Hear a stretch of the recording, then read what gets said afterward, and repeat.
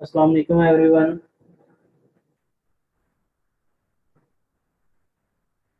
अच्छा जी स्टूडेंट्स, मुझे बता दें कि आवाज़ ठीक आ रही है आप लोगों को।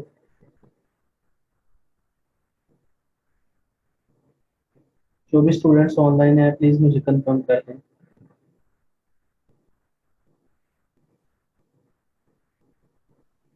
अस्सलाम सर। आवाज़ आ रही है आपकी? वालेकुम अस्सलाम जी, थैंक यू सो मच। क्या हाल चाल है?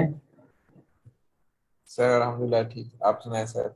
जी अल्हम्दुलिल्लाह, आई एम गुड। सर बारिश हुई है आपकी तरफ? बारिश हुई थी रात। अच्छा मौसम हो गया था लेकिन आज फिर वैसे ही है। आप सुनाएं, सर आपकी यहाँ तरफ पे कैसे? सर हल्की सी बारिश हुई है यहाँ पे भी कल, लेकिन सर उस हफ्ते को सर ज्यादा हुई थी। सही है, सही है। और कैसा रहा अभी आपका सर वीकेंड? सर अच्छा रहा है अल्हम्दुलिल्लाह। सर आपका कैसा रहा? अल्हम्दुलिल्लाह गुड। जी बाकी स्टूडेंट्स का क्या हाल चाल है, सब लोग ठीक ठाक हैं?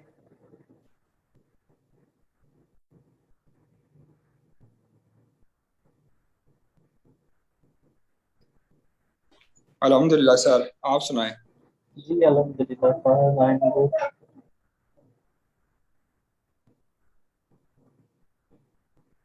अच्छा जी, स्टूडेंट्स आप लोगों में से अर्निंग रिकॉर्ड सबमिट करवाने के बाद किस किस को ऑर्डर्स आए हैं?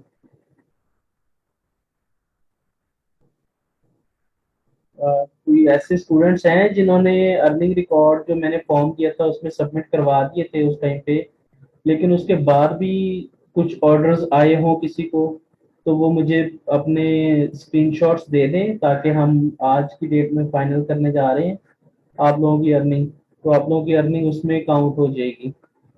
अच्छा जी, जीवन सुमाइला आप अपने स्क्रीनशॉट मुझे भेज दें प्लीज।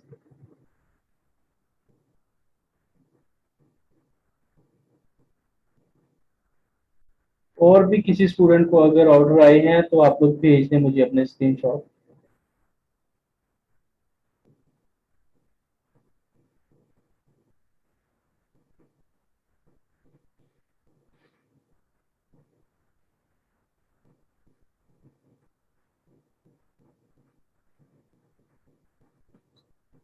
ओके स्टूडेंट्स, लेक्चर की तरफ आते हैं। मैं अपनी स्क्रीन शेयर कर दूं आप लोगों के साथ।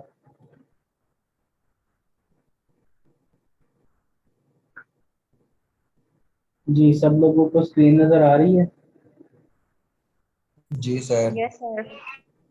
अच्छा जी, yes sir. Okay, thank you. तो स्टूडेंट्स, आज का हमारा टॉपिक है टीम बिल्डिंग, और इसके अलावा हमने कुछ टेक्निकल चीज़ों को भी देखना है।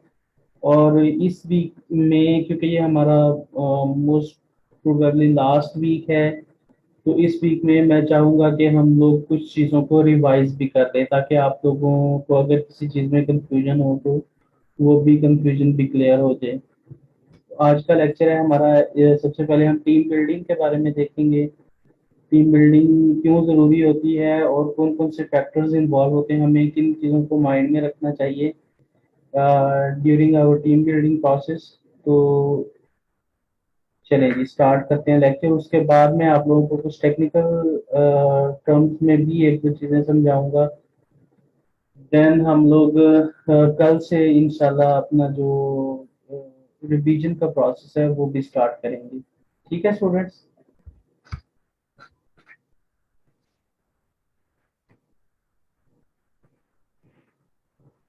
अच्छा जी, team means training, encourage, aim and motivation, together everyone achieves more। कि जो अब हम लोग क्योंकि टीम बिल्डिंग के बारे में देखने जा रहे हैं, तो टीम को अगर डिफाइन किया जाए तो इसको पॉजिटिव मीनिंग में ऐसे भी दिया जा सकता है कि training, encourage, aim and motivation, इन सब को मिलाकर जो एक वर्ड बनता है टीम, उसमें ये सारी चीजें इन्वॉल्व होती हैं। ट्रेनिंग भी आ जाती है, इंकरेजमेंट भी आ जाती है, एम भी होता है उन सबका कुछ, और मोटिवेशन भी बहुत जरूरी होती है टीम बिल्डिंग में। Team building is an ongoing process that helps a work group evolve into a cohesive unit The team members not only share expectations for accomplishing group tasks but trust and support one another and respect one another's individual differences. कि team building एक ऐसा topic है जिसके ऊपर और जो बड़ी organisations होती हैं उनमें प्रॉपर सेमिनार्स होते हैं। तो जो सबसे ज्यादा टाइम स्पेंड किया जाता है वो टीम बिल्डिंग प्रोसेसेस के ऊपर ही स्पेंड किया जाता है, क्योंकि अगर हम लोग एक अच्छी और सक्सेसफुल टीम बिल्डिंग कर लेते हैं तो हम लोग किसी भी प्रोजेक्ट को वो जो उसके जो पीक लेवल होता है वहां तक लेके जा सकते हैं। ये एक कॉन्टिन्यूस प्रोसेस है, ऐसा नहीं है कि मतलब कि एक दफा टीम आप लोगों ने बिल्ड कर ली तो ये प्रोसेस खत्म हो गया। टीम बिल्डिंग का जो प्रोसेस है ये ऑन गोइंग प्रोसेस है, चलता रहता है ये, जिसमें हम लोग एक दूसरे की रिस्पेक्ट करते हैं, एक दूसरे के आइडियाज की रिस्पेक्ट करते हैं, एक दूसरे के ओपिनियंस की रिस्पेक्ट करते हैं। टीम में ऐसा नहीं होता कि सिर्फ एक पर्सन की राय होती है और बाकी सब उसमें जो है वो उसको जो उसने कह दिया वो वैसे ही करने के पाबंद होती है। टीम बिल्डिंग में एक ऐसा ग्रुप होता है जिसमें हर पर्सन की जो इंडिविजुअल उसकी थॉट होती है उसको रिस्पेक्ट दी जाती है, उसको ऑनर किया जाता है और उसके बारे में सोचा जाता है कि ये जो पर्सन बात कर रहा है हो सकता है ये हमसे ज्यादा अच्छा पॉइंट ऑफ व्यू रखता हो, तो उस चीज के ऊपर डिस्कशन वगैरह जरूर होती है। A boat doesn't go forward if each one is rowing their own way। कि अगर एक कश्ती में बैठे 4 से 5 लोग डिफरेंट डायरेक्शंस में जोर लगा रहे हो तो कश्ती एक डायरेक्शन में नहीं जा सकती, आगे नहीं बढ़ सकती। वो या तो पीछे जाएगी या वहीं पे स्टॉप होगी, अगर अगर बढ़ेगी भी तो बहुत स्लो प्रोसेस में वो आगे बढ़ेगी, क्योंकि हर पर्सन अपने हिसाब से उसको चला रहा होगा। लेकिन अगर उनका विजन क्लियर होगा, उनको पता होगा कि हमने सिर्फ आगे की तरफ ही जोर लगाना है, तो जब तक वो सही डायरेक्शन में जोर लगाएंगे तब वो कश्ती स्पीड में आगे मूव होगी। कंपोनेंट्स ऑफ टीम बिल्डिंग, और टीम बिल्डिंग के कौन कौन से कंपोनेंट्स होते हैं। सबसे पहले है गोल सेटिंग्स, अलाइंग अराउंड गोल्स, के हम लोगों ने अपना एक गोल सेट करना होता है कि हम जो टीम बना रहे हैं इस टीम का गोल क्या है। एक सेल्स टीम होती है, उस सेल्स टीम का एक गोल होता है कि हमने इस साल में इतनी सेल्स जनरेट कर दी है। डेवलपमेंट टीम होती है, उसको पता होता है कि हमने ये प्रोजेक्ट्स जो हैं इस साल में इनको इनकी डेवलपमेंट कंप्लीट करनी है। Interpersonal relationship management, building effective working relationships, के एक दूसरे के साथ जो इफेक्टिव वर्किंग रिलेशनशिप्स है उनके ऊपर काफी ज्यादा काम करना होता है। कि हम लोग ये देखते हैं कि कौन सा पर्सन जो है उसको किस फील्ड में बेहतर परफॉर्म कर रहा है, उसके साथ किस तरह से हम लोगों ने रिलेशनशिप रखना है। Role clarification, reducing team members role ambiguity, के उनके रोल जो है हम लोग हर टीम मेंबर को एक रोल असाइन कर देते हैं। जिस तरह आप देखें किसी भी टीम में एक उस टीम में मैनेजर होता है, एक उस टीम का हेड होता है, टीम लीड होता है, उसके अलावा डेवलपर टीम में देख रहे तो डेवलपर में सीनियर डेवलपर होता है, जूनियर डेवलपर होता है। इस तरह से हर पर्सन को एक रोल असाइन कर दिया जाता है ताकि उन दोनों के दरमियान में कोई भी इस जो है वो नाखुशगवार वाकयात ना पेश आए। Problem solving, finding a solution to team problems, के जो टीम की प्रॉब्लम्स आ रही हैं उनका सॉल्यूशन भी हम लोगों ने फाइंड करना होता है। टीम बिल्डिंग इन फ्रीलांसिंग, के फ्रीलांसिंग में टीम बिल्डिंग क्यों जरूरी है और किस तरह से फ्रीलांसिंग में हम अपनी टीम बिल्ड कर सकते हैं। इसमें देख लेते हैं फ्रीलांसर्स की टाइप्स। सबसे पहले कौन कौन सी टाइप्स होती है फ्रीलांसर्स की। In terms of freelance work we see freelancers in 2 categories, individual and agency. तो बता सकते हैं इन दोनों में क्या डिफरेंस है। इंडिविजुअल फ्रीलांसर और एजेंसी में क्या डिफरेंस है।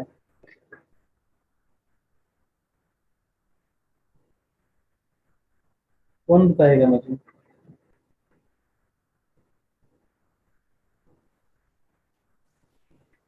सर ये इंडिविजुअल तो एक ही होता है ना, और एजेंसी में मतलब बहुत सारे लोग का टीम होता है ना, ये होगा। ऐसी है कि इंडिविजुअल फ्रीलांसर एक ऐसा फ्रीलांसर जो अकेला ही ऑर्डर गेट करता है, उसी अकेला ही पर्सन उसको हैंडल करता है और डिलीवर करता है, और सारे जो उसके फंड्स हैं वो उसी के पास आते हैं, मतलब वो खुद ही अपना सारा काम मैनेज कर रहा होता है। लेकिन agency agency is a group of multiple freelancers कि जिसमें मल्टीपल फ्रीलांसर्स मिलकर काम करते हैं.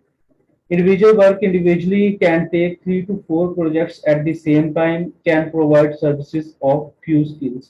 कि अब इंडिविजुअल में हमारे पास ये होता है कि हम 3 से 4 प्रोजेक्ट्स या मैक्सिमम 5 प्रोजेक्ट्स एक टाइम में लेकर चल सकते हैं और उनको एक लिमिटेड स्किल्स ही प्रोवाइड कर सकते हैं. मीन्स कि हमें अगर वर्डप्रेस के अंदर काम आता है या पीएचपी के अंदर काम आता है तो हम इन्हीं 2 चीज़ों से रिलेटेड प्रोजेक्ट्स पकड़ सकते हैं. हमें अगर HTML का काम नहीं आता तो हम HTML के प्रोजेक्ट्स नहीं पकड़ सकते. लेकिन एजेंसी में work with the collaboration of the team can take many more projects concerning time will projects related to different skills make more money. अब इसमें एजेंसी में क्योंकि ये ग्रुप होता है फ्रीलांसर्स का, उसमें आप एक ऐसी एजेंसी बना सकते हैं जिसमें बैक एंड डेवलपर्स भी हों, जिसमें फ्रंट एंड डेवलपर्स भी हों, जिसमें आपके पास डिजाइनर्स भी अवेलेबल हों, जिसमें मार्केटिंग के लोग भी हों, जिसमें एसईओ के पर्सन स्पेशलिस्ट भी हों. तो ये लोग एक टाइम में मल्टीपल प्रोजेक्ट्स ले सकते हैं क्योंकि उनके पास स्किल्स की तादाद बढ़ गई है. अब जितने पर्सन आपके पास ऐड होते जाएंगे उन सबके पास डिफरेंट स्किल्स होंगे. आपने बैक एंड डेवलपर रखा, उसको पीएचपी वर्डप्रेस आता है. आपने फ्रंट एंड डेवलपर रखा, उसको एचटीएमएल सीएसएस वगैरह आती है.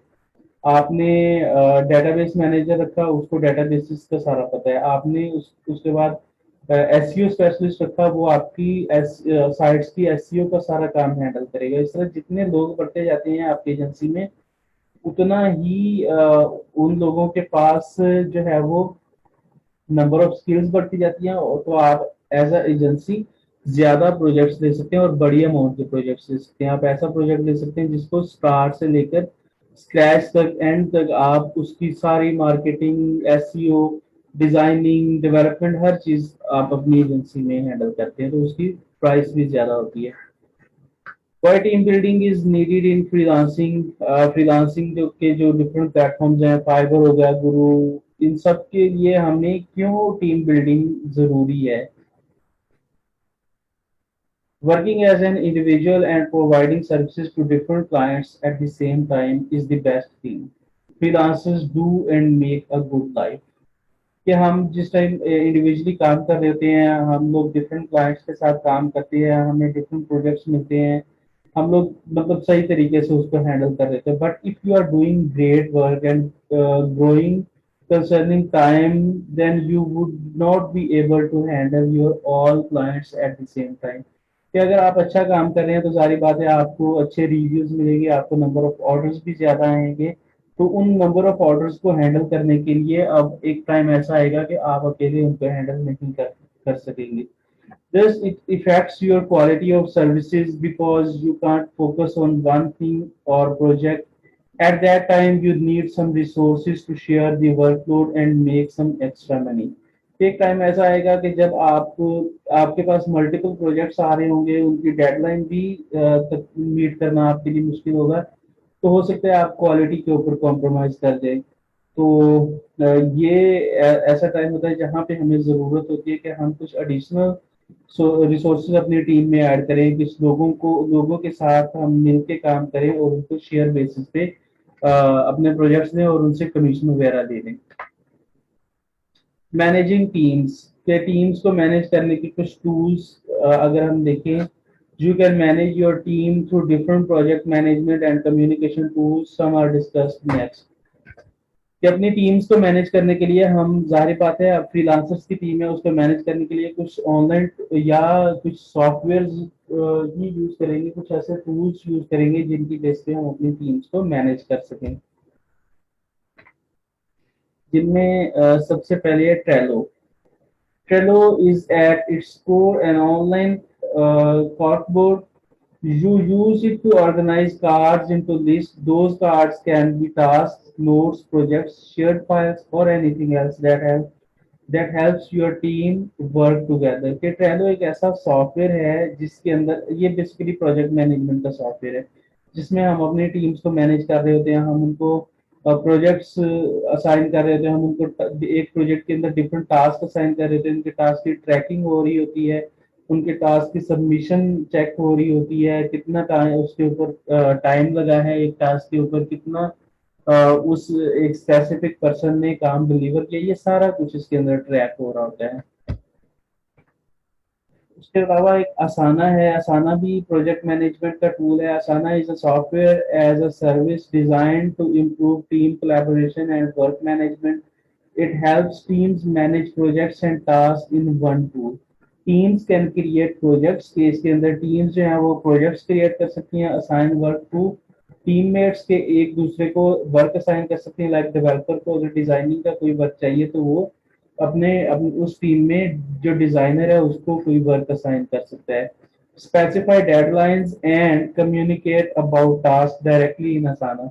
ये अब वो एक दूसरे के साथ कम्युनिकेट कर सकते हैं, चैट कर सकते हैं, टास्क की डेडलाइन स्पेसिफाई कर सकते हैं कि इतनी देर में आपने ये लाजमी कंप्लीट करना है ताकि हम अपने क्लाइंट को डिलीवर कर सकें। तो ये भी एक कंप्लीट प्रोजेक्ट मैनेजमेंट का टूल है।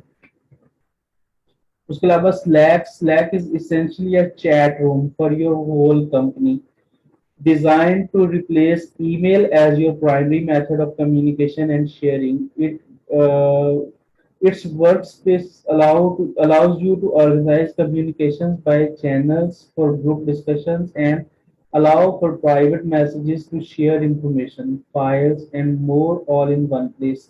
कि बेसिकली ये चैट रूम है आपकी कंपनी का या आपकी टीम का। अगर हम देखें कि हम ईमेल के थ्रू कम्युनिकेशन जो कर रहे थे तो वो बहुत ज़्यादा स्लो होती है as compare to direct chat. तो स्लैक के अंदर ये सारे ऑप्शंस मौजूद हैं कि हम कम्युनिकेशन को चैनल्स के ऊपर लेकर आ सकते हैं, ग्रुप्स के अंदर डिस्कशन चल सकती हैं, प्राइवेट मैसेजिंग भी इसके अंदर मौजूद है और इसमें हम लोग फाइल्स वगैरह भी शेयर कर सकते हैं। जिस तरह से हम कोई इंफॉर्मेशन शेयर करना चाहते हैं या प्रोजेक्ट से रिलेटेड फाइल्स शेयर करना चाहते हैं तो वो हम लोग स्लैक के अंदर इजीली शेयर कर सकते हैं। किसी ने यूज किया है इन तीनों में से कोई एक सॉफ्टवेयर और पहले? No sir. No sir. ये ट्राई कीजिएगा, ये बहुत जबरदस्त सॉफ्टवेयर है।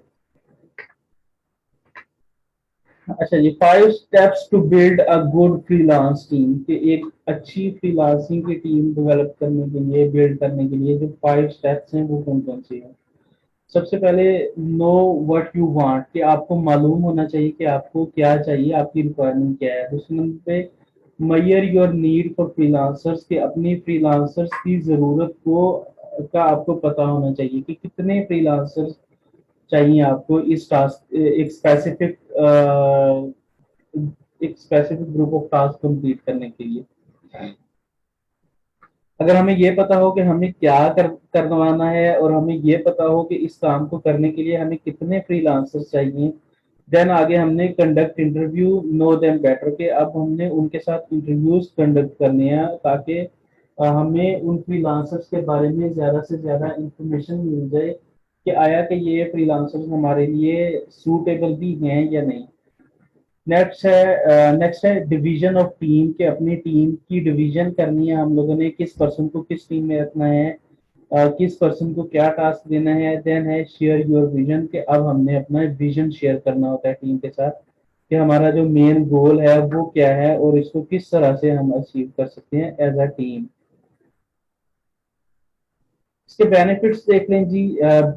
टीम बिल्डिंग के जो बेनिफिट्स होते हैं, बेटर कम्युनिकेशन, आपकी जो कम्युनिकेशन है वो बेहतर हो जाती है। इंक्रीज प्रोडक्टिविटी, आप अपनी प्रोडक्टिविटी को इंक्रीज कर लेते हैं।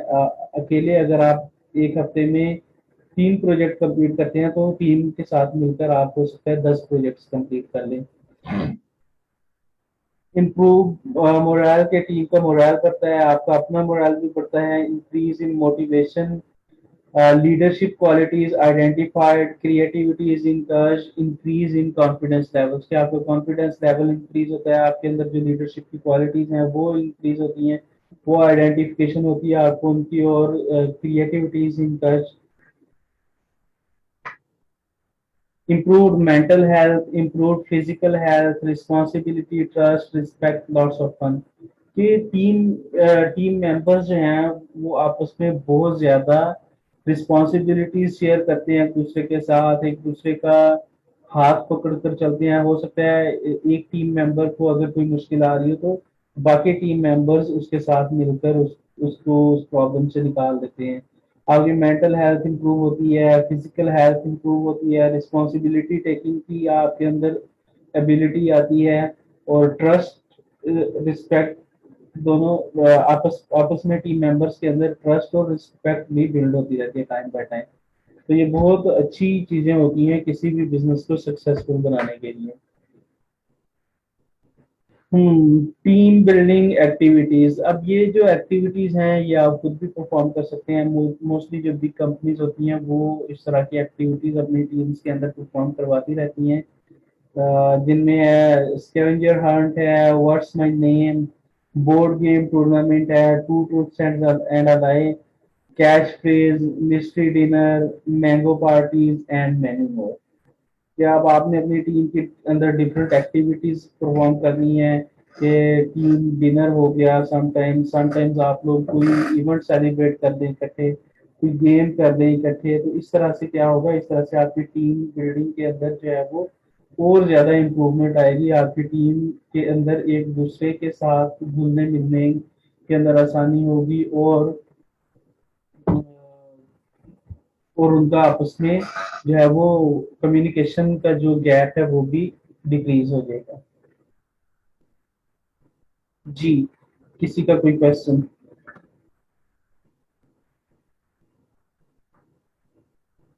No sir.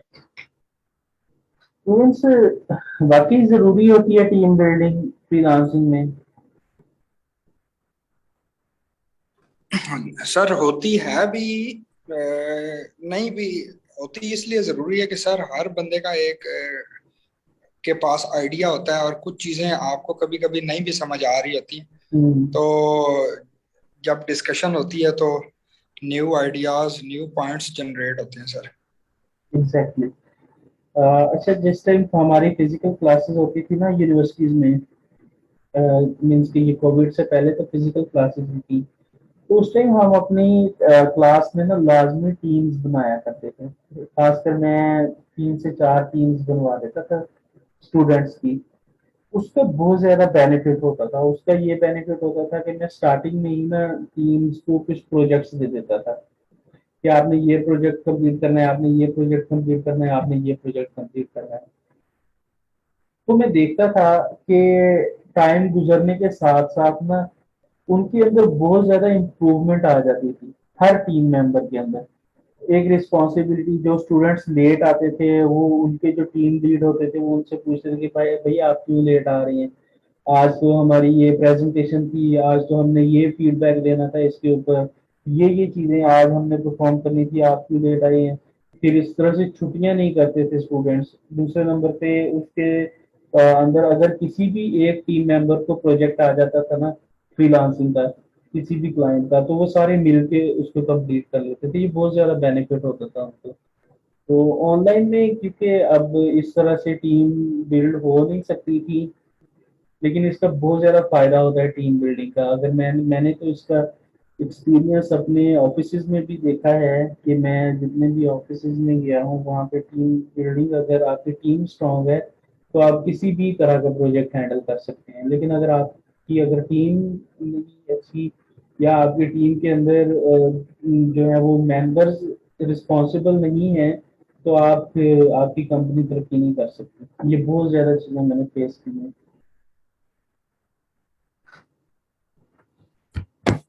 अच्छा जी। अब नेक्स्ट हमारा जो टॉपिक है ना स्टूडेंट्स, वो है कि वर्डप्रेस के अंदर ही मैं आपको एक न्यू चीज बताने लगा हूँ आज। मुझे स्टार्ट करने दें लोकल होस्ट।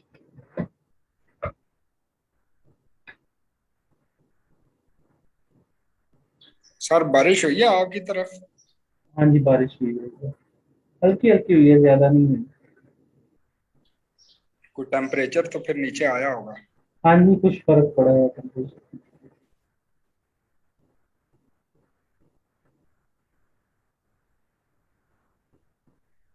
ओके। अच्छा, लोकल होस्ट की बजाय मैं ऑनलाइन ही काम करता हूँ। ऑनलाइन कौन सी साइट बनाई थी हमने? सर कॉन्सर डैट flash back. Flash dot com. अच्छा जी, इस साइट के ऊपर ना आज हम एक न्यू काम करने जा रहे हैं।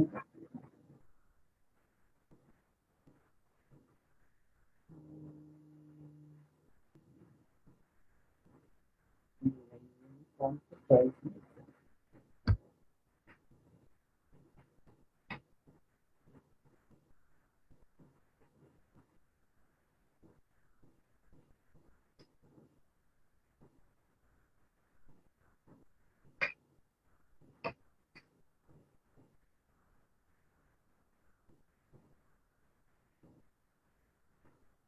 अच्छा जी, अब हमने काम ये करना है कि समटाइम्स क्लाइंट्स की ये रिक्वायरमेंट होती है कि उनके पास एक ऐसा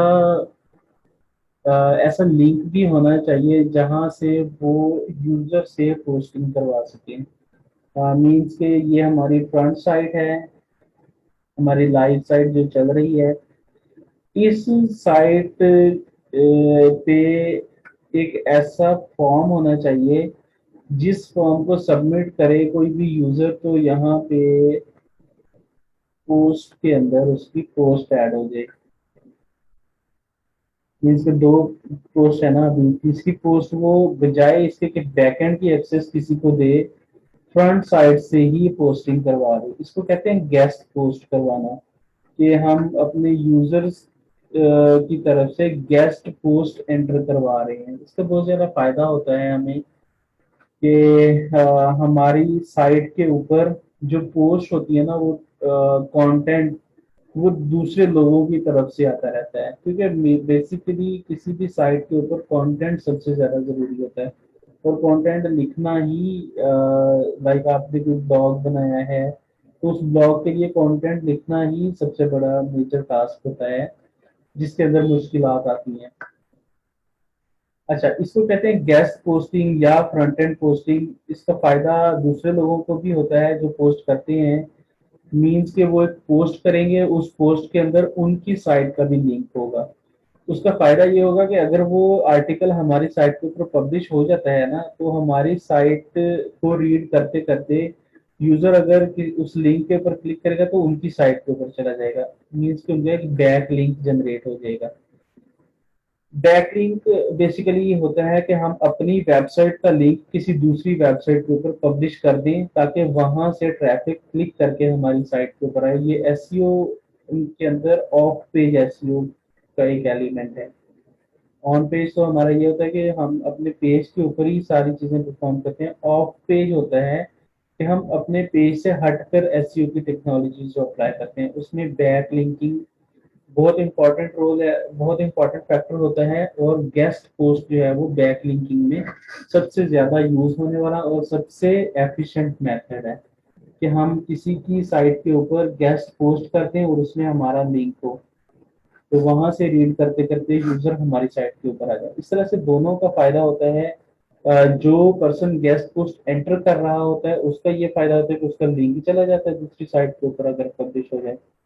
और जो पर्सन गेस्ट पोस्टिंग करवा रहा होता है उसका ये फायदा होता है कि उसकी साइट के ऊपर कंटेंट इंक्रीज होता रहता है फ्रॉम द यूजर्स। समझ आ गया कॉन्सेप्ट? Yes sir. अच्छा जी, अब हमने ये काम परफॉर्म करना है, कैसे किया जा सकता है इस काम को?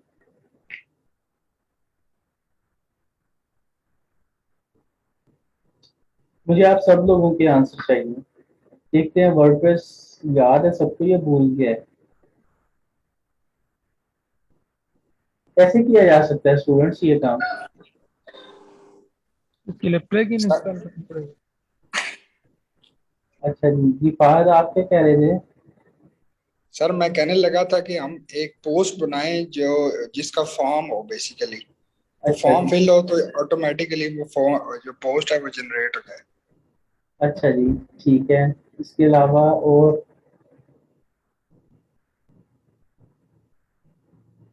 बाकी स्टूडेंट्स की क्या थॉट है? जी, अब्दुल हमीद एंड शाह फैसल, अमीर हमजा, अरसलान, आप लोग क्या कहते हैं इस चीज के बारे में? फाखरा?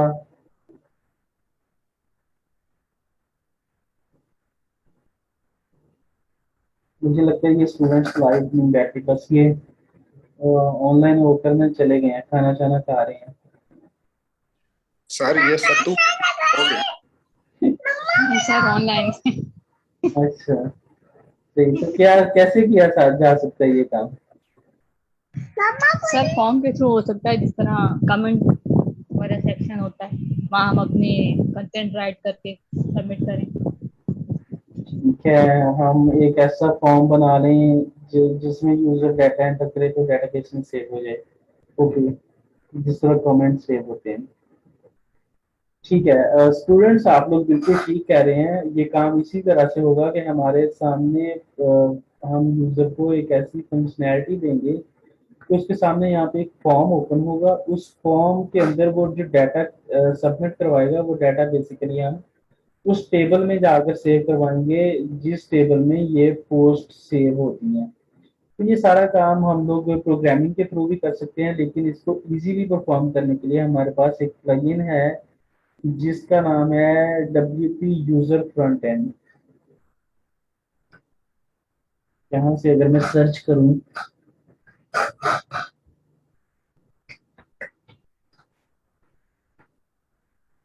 WP यूजर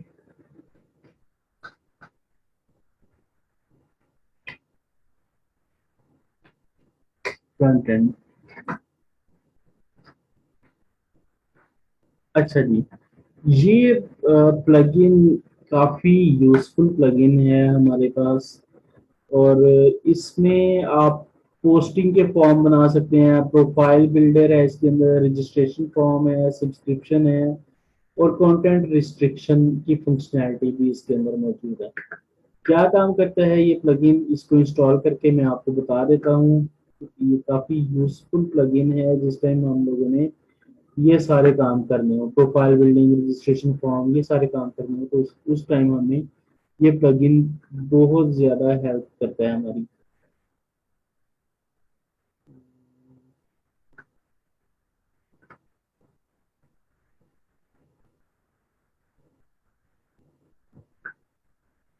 अब इसको इंस्टॉल करते हैं, ये है जी।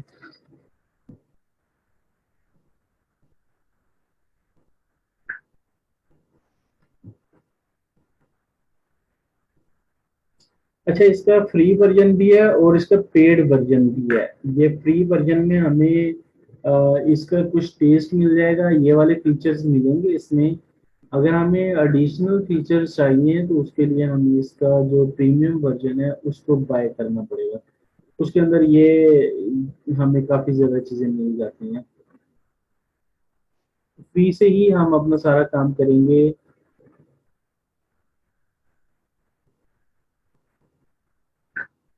ठीक है जी, ये प्लगइन हमने इंस्टॉल कर लिया है। अब इसकी सारी सेटिंग्स जो हैं वो आपके पास ये यूजर फ्रंट एंड के अंदर आ रही होती हैं।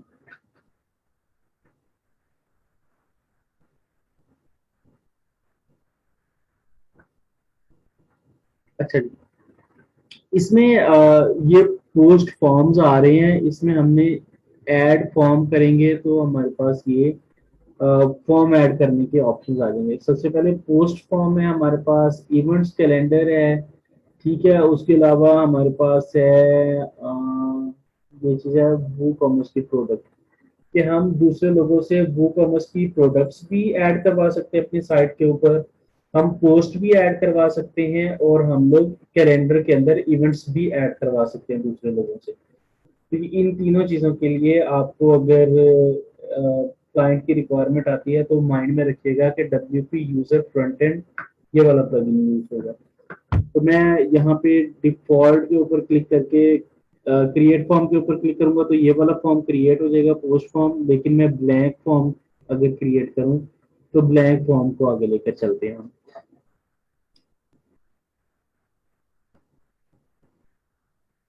अच्छा जी, हमें सबसे पहले इसके अंदर पोस्ट टाइटल चाहिए। सारी बात है, हमने पोस्ट टाइटल ऐड करवाना। ये आप यहाँ से ड्रैग करेंगे और ड्रॉप कर देंगे। ये एडिट का ऑप्शन है। क्या चीज ऐड करवानी है, हम यहाँ पे कहते हैं जी आर्टिकल टाइटल।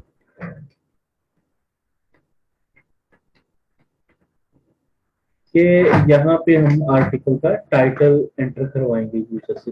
हेल्पिंग टेक्स्ट आप लगा सकते हैं रिक्वायर्ड यस या नो, यस रिक्वायर्ड, क्योंकि जब तक आर्टिकल का टाइटल ही नहीं होगा हम उस आर्टिकल को अपनी डेटाबेस में सेव ही नहीं करवा पाएंगे। एडवांस ऑप्शंस के अंदर आ जाए, आपको प्लेस होल्डर टेक्स्ट मिल जाएगा, आपको डिफॉल्ट वैल्यू मिल जाएगी, आपको कैरेक्टर की जो रिस्ट्रिक्शन है या वर्ड की रिस्ट्रिक्शन है वो मिल जाएगी। कंटेंट की रिस्ट्रिक्शन अगर आपने लगानी है, नंबर ऑफ कैरेक्टर्स और words the author to be restricted, size इसका कितना होना चाहिए, इसका जो फील्ड साइज है वो कितनी होनी चाहिए, और अगर आप एडिशनल सीएसएस क्लास लगाना चाहते हैं उसका नाम यहाँ पे लगा देंगे। और विजिबिलिटी के अंदर किस किस को शो हो, ये एवरीवन या फिर हिडन हो या लॉग्ड इन यूजर्स ओनली या सब्सक्रिप्शन यूजर्स ओनली। ठीक है, आगे जो कंडीशनल लॉजिक है ये पेड वर्जन में है, फ्री वर्जन में आपको ये काफी कुछ मिल जाएगा।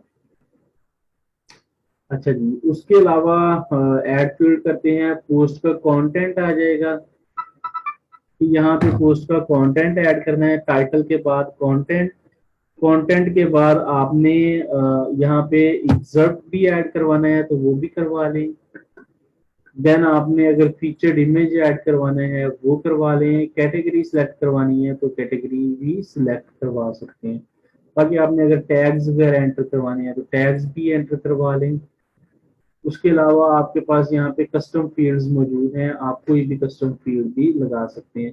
लाइक आपने टेक्स्ट टेक्स्ट की कस्टम फील्ड लगानी है, रेडियो बटन, वेबसाइट यूआरएल, जितनी भी यहाँ पे कस्टम फील्ड्स इनेबल्ड हैं आप ये सारी यूज कर सकते हैं। बाकी जो ये वाली हिडन है ये आपको प्रो वर्जन में मिलेंगी।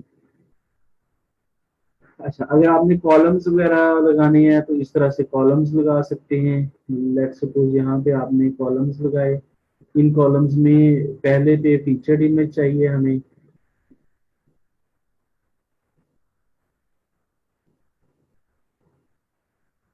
एक मिनट जरा,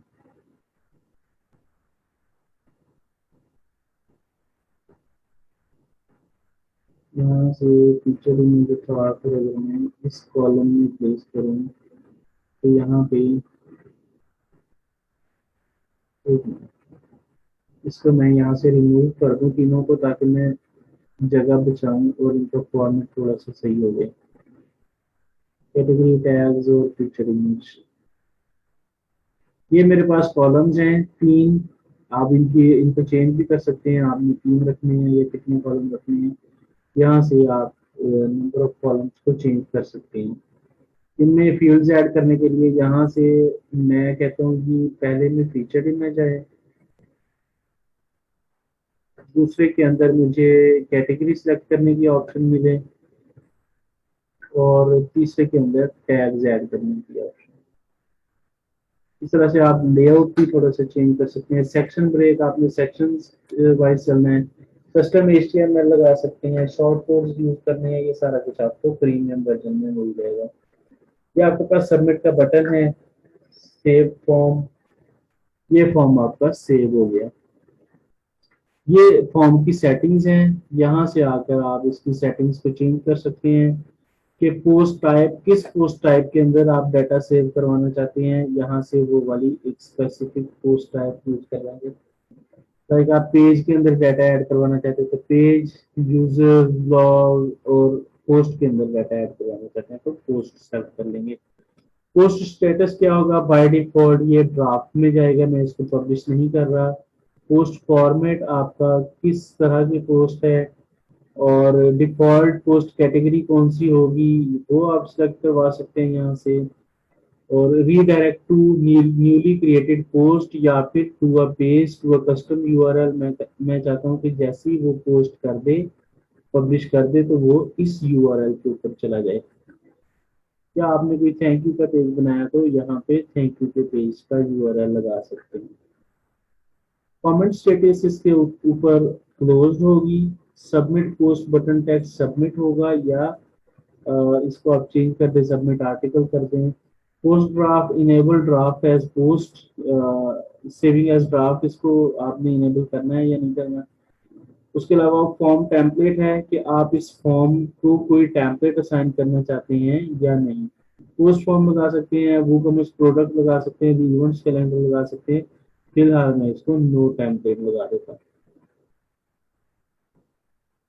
अच्छा जी, प्रो वर्जन में आप इसके ऊपर मल्टी स्टेप इनेबल कर सकते हैं और मल्टी स्टेप प्रोग्रेस बार इसके ऊपर लगा सकते हैं। खैर फ्री वर्जन में हमारे पास ये चीज़ अवेलेबल नहीं है। ये मैंने सेव किया, इसको प्रीव्यू किया, प्रीव्यू करने के बाद अब मेरे पास यहाँ पे ये फॉर्म जैसे शो होगा, इस ये मेरे पास वो लुक आ गई।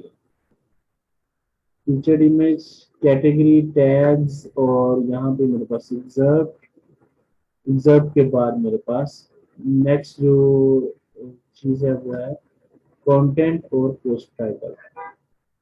अच्छा, ये अब मैं इसको जब डिस्प्ले करवाना चाहूँ तो मेरे पास यहाँ पे एडिट की सेटिंग्स आ जाती हैं। सेट पोस्ट स्टेटस टू, यहाँ पे ड्राफ्ट है, रीडायरेक्ट टू सेम पेज। ये एडिट एडिट के बाद की चीजें हैं ये। अच्छा, उसके बाद है सबमिशन रीड रिस्ट्रिक्शन है। Guest post enable, guest post करनी है या नहीं करनी। गेस्ट पोस्ट इनेबल करूंगा तो मेरे पास यहाँ पे required name and email address ये मुझे रिक्वायर्ड होंगे। अच्छा, उसके अलावा ईमेल वेरिफिकेशन मैंने लगानी है, स्केड्यूल फॉर्म लगाना है या लिमिट एंट्रीज लगानी है, वो सारे ऑप्शंस आगे आ जाते हैं। नेक्स्ट है हमारे पास पेमेंट की सेटिंग्स के हम अगर पेमेंट्स भी इनेबल करना चाहते हैं। समटाइम ऐसा होता है कि हम गेस्ट पोस्ट एक्सेप्ट करते हैं और उनसे कुछ पेमेंट भी लेनी होती है हमने, तो वहां पे हम लोग अपनी पेमेंट गेटवे वगैरह यहाँ पे अटैच कर सकते हैं। Display settings, left of element, above element, right of element की जो लेबल पोजीशन आपकी कहाँ पे हो, थीम CSS यूज करनी है या नहीं करनी है आपने। उसके अलावा पोस्ट एक्सपायरेशन है, ये प्रो वर्जन में ये अवेलेबल है कि कितने दिन के बाद ये जो पोस्ट यहाँ से फॉर्म के थ्रू आई थी वो एक्सपायर हो जाए। मीन्स कैसा होता है कि अगर आप हमारे प्लेटफॉर्म के ऊपर पोस्ट करना चाहते हैं तो आपकी पोस्ट 10 दिन रहेगी, 10 दिन के ये चार्जेस हैं। अगर आपने 15 दिन रखनी है तो उसके ये चार्जेस हैं। यहाँ से हम पोस्ट की एक्सपायरेशन भी इनेबल या डिसेबल कर सकते हैं। ये सारे काम करने के बाद ये रजिस्ट्रेशन फॉर्म में आएंगे तो यहाँ पे हम लोग रजिस्ट्रेशन फॉर्म बना सकते हैं। पोस्ट फॉर्म्स के अंदर हमारे सारे पोस्ट फॉर्म्स आ रहे हैं, जो अभी हमने बनाया वो सैम्पल फॉर्म के नाम से बनाया है। ये इसका शॉर्ट कोड आ रहा है, शॉर्ट कोड को कॉपी करेंगे आप और किसी भी पेज में जाकर इस शॉर्ट कोड को पेस्ट कर देंगे तो हमारे पास ये फॉर्म उस पेज के अंदर शो होने लग जाएगा।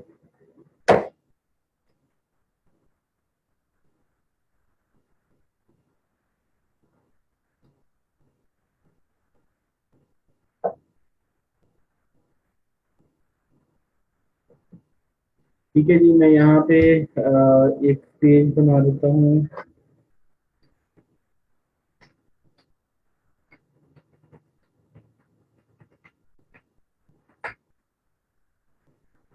गेस्ट पोस्ट फॉर्म और यहाँ पे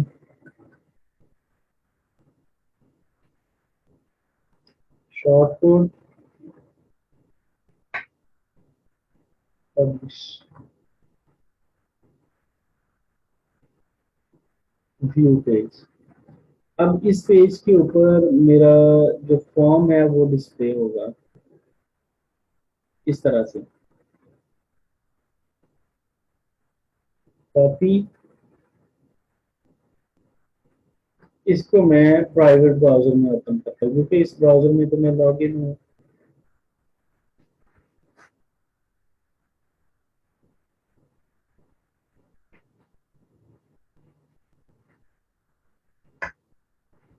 ठीक है जी, अब क्योंकि हम गेस्ट पोस्ट एंटर करवा रहे हैं तो गेस्ट पोस्ट एंटर करवाने के लिए हमें गेस्ट की कुछ डिटेल्स भी रिक्वायर्ड होंगी।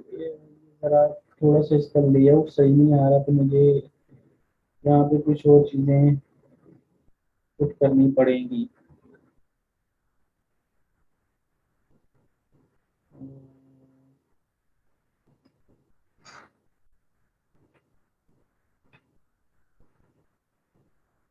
सेपरेटर पुट कर देता हूँ।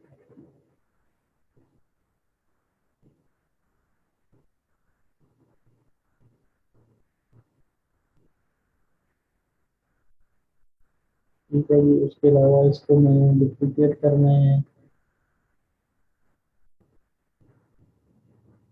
2-3 सेपरेटर लगा दें तो मेरे पास ये प्रॉब्लम काफ़ी हद तक रिजॉल्व हो जाएगा।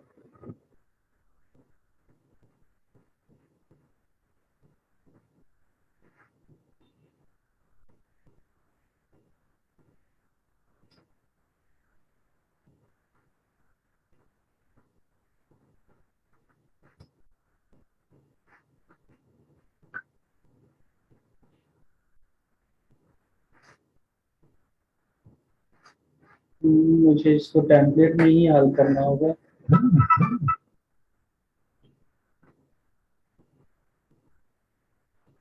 चलो खैर, इसको मैं इंस्पेक्ट एलिमेंट करके मेन्यू को खत्म कर देता हूँ, क्योंकि ये मेन्यू के साथ ही ओवरराइड कर रहा है।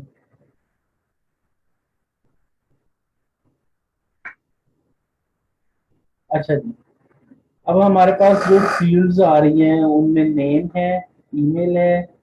नेम और ईमेल सेव हो गए हमारे पास, क्योंकि ये गेस्ट पोस्टिंग हमने इनेबल की है। आर्टिकल का टाइटल होगा, पोस्ट का कंटेंट होगा, पोस्ट का एग्जर्ट होगा जो कि छोटा सा एक कंटेंट होता है हमारे पास। आगे कैटेगरीज, यहाँ पे सारी कैटेगरीज की लिस्ट आएगी, जो भी कैटेगरीज हम यहाँ पे बनाते हैं।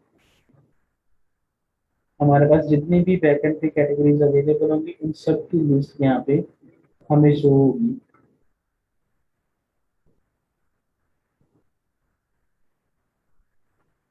लाइक यहाँ पे मैं एक न्यू कैटेगरी ऐड करता हूँ।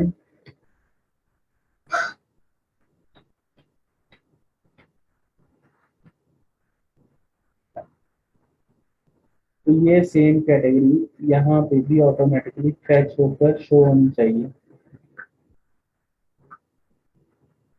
ठीक है जी, ये यहाँ पे शो हो रही है।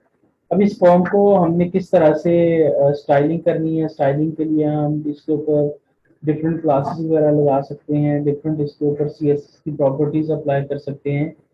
इसको हम अपने हिसाब से डेकोरेट भी कर सकते हैं। खैर, इसमें डिटेल्स पुट करते हैं।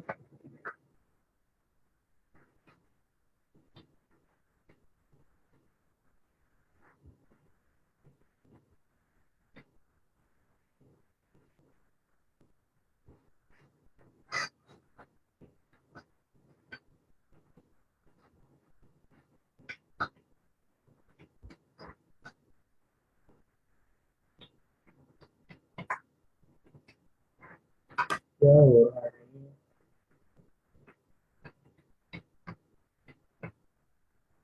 आर्टिकल टाइटल मैं यहाँ पे लिखता हूँ test post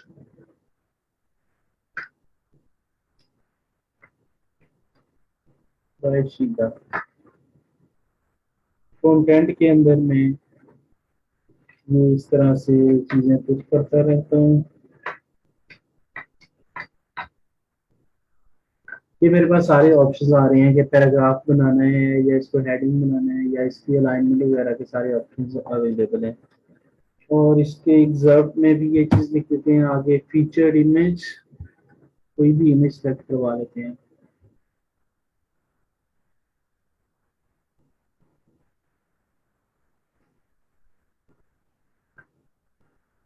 category mobile, tags के अंदर में इसके अंदर टैग लगाता हूँ जी test.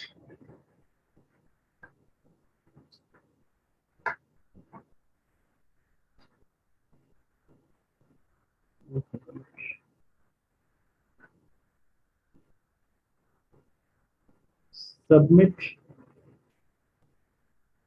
You already have an account in site, please log in. अच्छा, शीदे के नाम से ऑलरेडी अकाउंट मौजूद है, हम इसको थोड़ा सा चेंज करते हैं।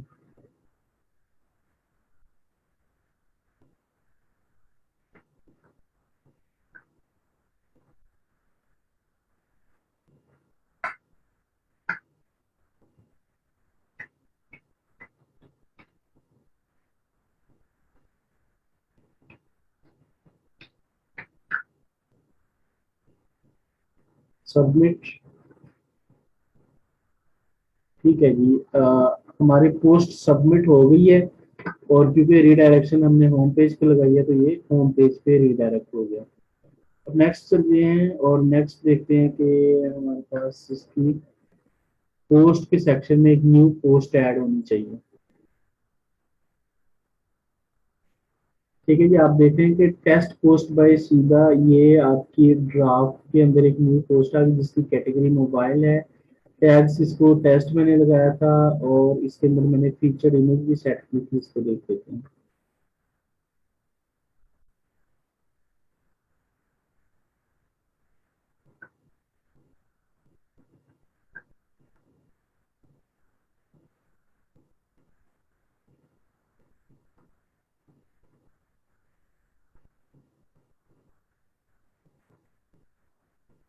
फीचर इमेज अभी इसका नहीं आया, फीचर इमेज भी आना चाहिए था इसका, क्योंकि बाकी चीजें आ रही हैं तो फीचर इमेज मिसिंग है। इट मीन्स कि हमारा सिस्टम जो है ना वो सही नहीं चल रहा। अच्छा, जब आपके पास ये मसला है ना तो इसका एक तो ये इशू हो सकता है कि आपके जो वर्डप्रेस का वर्जन या जो प्लगइन्स हैं वो अपडेटेड नहीं है, किसी प्लगइन के साथ कन्फ्लिक्शन आ रही है। बड़ी प्रेस है हमारे पास, लॉगिन प्रेस है,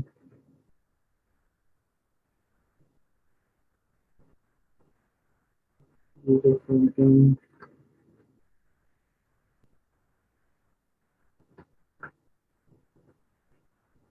है, इन सबको पहले अपडेट कर दूं।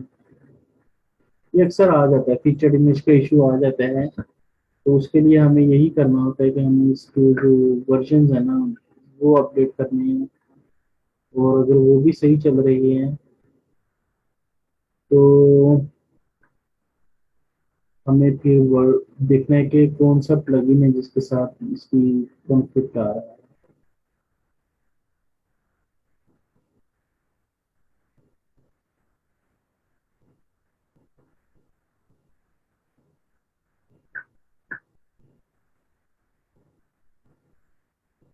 इसमें थोड़ा बहुत चेंज कर देते हैं।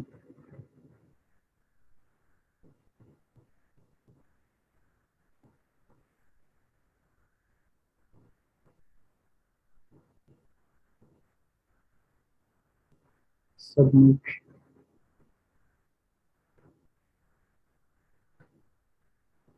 अब एक और पोस्ट आएगी यहाँ पे, उसके अंदर ये हिस्सा नहीं आना चाहिए।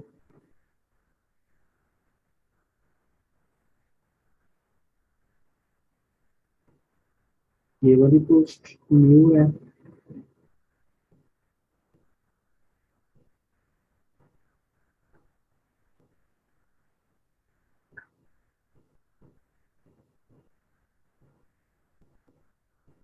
ठीक है जी। अब इसकी फीचर इमेज भी मेरे पास सेट होके आ गई है, मीन्स के अब सारा कंटेंट बिल्कुल ठीक आ गया, ये वाला कंटेंट भी सही आ गया, ये वाला कंटेंट भी सही आ गया, और ये फीचर इमेज भी सही आ गई। अब मैं, जो इस साइट का ओनर होता है वो इसको पहले रीड करता है कि ये कंटेंट उसने जिसने भी गेस्ट पोस्ट सबमिट करवाई है उसने सही लिखा है या नहीं लिखा। जब तो सही लिखा है तो वो फिर क्या करेगा, इसको अप्रूव करके पब्लिश कर देगा। पब्लिश करने के लिए हमें यहाँ से जस्ट जाकर इसका जो पब्लिश इमीडिएटली, सॉरी, इसके स्टेटस को चेंज करना है फ्रॉम ड्राफ्ट टू पब्लिश।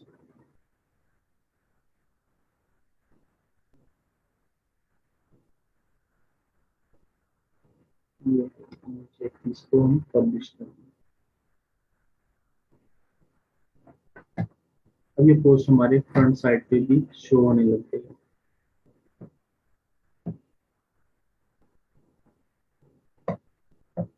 ठीक है स्टूडेंट्स, अब ये पब्लिश पोस्ट में आ गई है। इसमें किसी चीज को की समझ ना आई हो आप लोगों को, या किसी चीज में कोई कंफ्यूजन है तो पूछते हैं।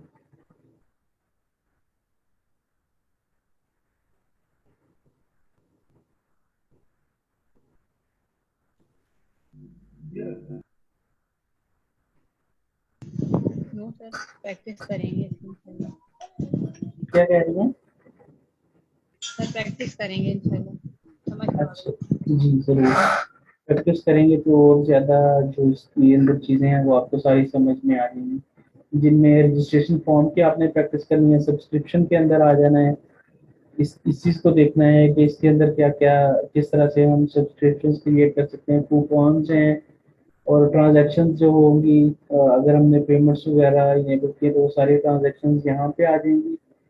और इसके अंदर एडिशनल टूल्स देख लेते हैं कौन कौन से हैं। रीसेट सेटिंग का टूल है और डिलीट फॉर्म्स का टूल है, और हमारे पास ट्रांजैक्शंस का, हमने सारी ट्रांजैक्शंस को डिलीट करना हो। अगर हमने इसके पेजेस इंस्टॉल करने हैं तो उसका भी ऑप्शन हमारे पास मौजूद है। उसके अपने कुछ पेजेस भी हम बना सकते हैं, जिस तरह से कौन कौन से पेजेस हो सकते हैं जी।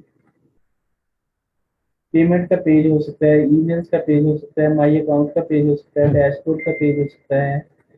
ये सारे पेजेस हम बना सकते हैं। और अगर मैं पेजेस में आकर देखूँ तो मेरे पास यहाँ पे ये सारे पेजेस इसने बनाए हैं जो कि जो आज की डेट के अंदर बनेंगे ना, वो सारे पेजेस के हैं। डैशबोर्ड का पेज है, एडिट का पेज है, गेस्ट पोस्ट फॉर्म है, ठीक है। उसके अलावा मेरे पास यहाँ पे लॉगिन का पेज है। ये सारे पेजेस इस प्लगइन में बनाए हैं। सब्सक्रिप्शन का पेज है।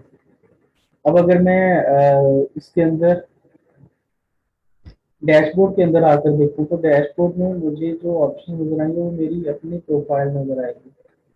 जिस प्रोफाइल से मैं लॉग इन हूँ उस प्रोफाइल का डैशबोर्ड आएगा कि अब इस प्रोफाइल के थ्रू कौन कौन सी पोस्ट आई हैं, ठीक है, उनका स्टेटस क्या है, इनको एडिट करना है या डिलीट करना है, यहाँ से ऑप्शन आ जाएंगे। और फिर इनको काउंटर, ठीक है, काउंटर की ये सारी डिटेल्स आ रही हैं। काउंटर में ये 2 पोस्ट जो हैं वो पब्लिश की हैं। इसको मैं अगर डिलीट कर दूं यहाँ से हेलो वर्ल्ड को, तो डायरेक्टली मेरे पास डिलीशन का ऑप्शन मौजूद है। बजाय इसके कि मैं उसको बैकएंड के अंदर लेकर जाऊँ, मैं यहीं से उसको डिलीट करवा सकता हूँ। पूरी उसकी डिटेल यहाँ पे आ रही है। उसके अलावा जो दूसरा पेज है मेरे पास एडिट का,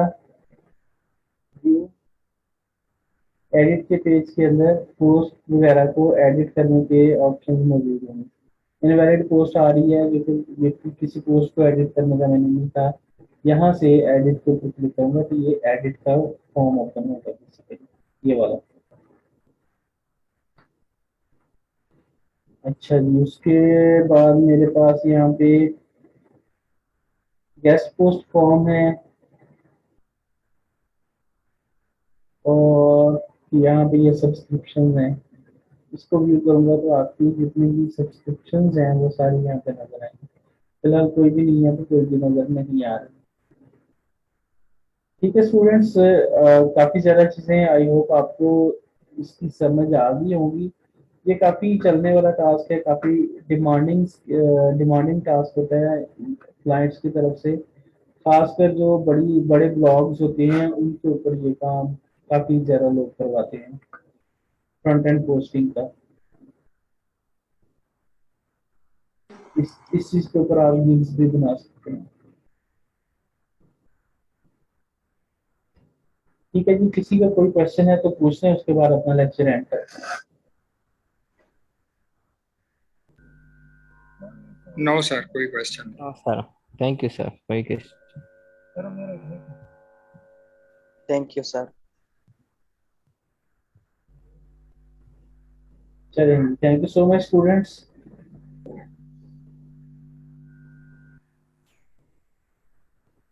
अच्छा जी, चलिए आज का लेक्चर यहीं पे स्टॉप करते हैं। अगेन मैं आप लोगों को कह रहा हूँ कि अगर किसी ने अर्निंग स्टैट्स अभी तक सबमिट नहीं करवाए तो मुझे अपने स्क्रीनशॉट भेज दें और मुझे बता दें कि आपने कितनी अर्निंग की है, ताकि हम आज आपकी अर्निंग जो है वो फाइनलाइज कर लें। मजीद एक दफ़ा चेक कर लें, और जिसने भी अर्निंग स्टैट्स नहीं भेजे वो आज की डेट में लाजमी भेज दें। थैंक यू सो मच, अपना ख्याल रखिएगा, मुझे अपनी दुआओं में याद रखिएगा। अल्लाह हाफिज। अल्लाह अल्लाह हाफिज हाफिज सर। सर। अल्लाह अल्लाह हाफिज।